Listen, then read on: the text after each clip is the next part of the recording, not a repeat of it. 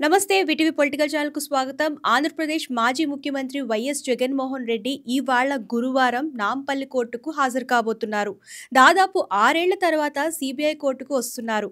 ఉదయం 10 గంటల నుంచి అంటే విజయవాడ నుంచి ప్రత్యేకమైన విమానంలో హైదరాబాద్‌కి చేరుకున్నారు. బేగంపేట నుంచి నాంపల్లి సీబీఐ కోర్టు వరకు వైఎస్ జగన్ ర్యాలీ ఉంటుందన్నమాట. అంటే ఫ్యాన్స్ అందరూ కూడా చాలామంది అంటే జగన్ అభిమానులు ఎవరైతే ఉన్నారో వైసీపీ అభిమానులందరూ కూడా ఈ ర్యాలీలో పాల్గొన్నారు భారీ ఎత్తున.